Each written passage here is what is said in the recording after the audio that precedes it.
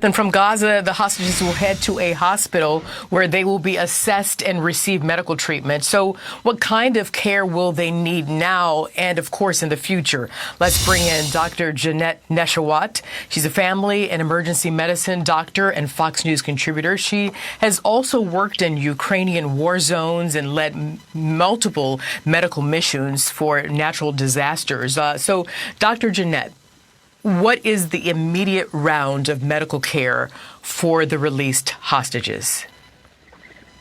Hi, Arthel. I am so happy to see this second group of hostages released by Hamas. It just makes me so happy to see that they're able to go back to their homes and to their families. Whenever a hostage is released, there are medical steps that are typically taken.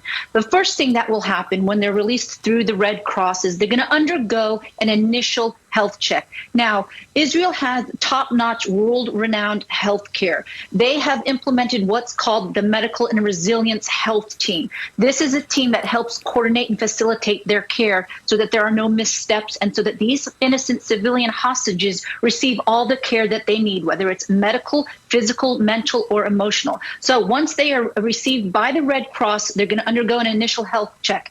Now, determined by the Health Ministry of Israel will determine which of the 6 hospitals in Israel they will go to. For example, if it's a child with their mom, they may go to a children's hospital. If it's an elderly hostage with underlying chronic medical conditions, they may go to another hospital. That's step number 1. Then they're going to undergo testing. Vital signs will be checked. They may get lab work to check their electrolytes, to check their blood, maybe undergo x-rays. Sadly, doctors will also conduct physical examinations and check for signs of rape, for signs of torture, and for signs of other war crimes. And then, very important, a lot of these hostages obviously have been underground for the past 7 weeks. No sunlight in small areas, very limited range of motion.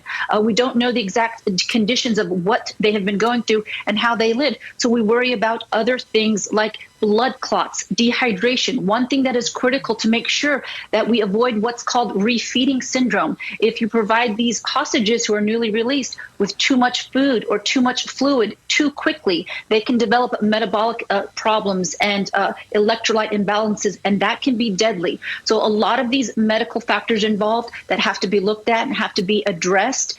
And then on top of that, Arthel, these hostages will only be surrounded by family. They will be in a part of a hospital away from other patients, no media initially, and they will undergo evaluation psychologically. And they may be assigned a social worker and also a psychiatrist, one step at a time. And again, I'm impressed and so humbled to see the incredible care and compassion by the health ministry and the incredible expertise by the doctors and nurses that Israel has. And like you said earlier, I have seen this and witnessed this firsthand, working side by side, seeing them work, after the earthquake in Haiti, in Ukraine, and then also, of course, with COVID. So they're definitely going to receive excellent medical care. But the key is, Arthel, is continuity and consistency of the care, because what happens when you undergo a traumatic situation, a traumatic event, we have to also take into consideration a generalized anxiety disorder that may develop, post-traumatic stress disorder, depression, and if not properly managed, it can result sadly in suicide. Yeah, we're very happy they're home, but as you just pointed out, they have a long road to recovery. Yeah. We wish them well, of course, them and their families. Yes. And I agree. I felt happy when I saw that convoy as well with those hostages returning to freedom. Dr. Jeanette Neshawat, thank you so much for joining us.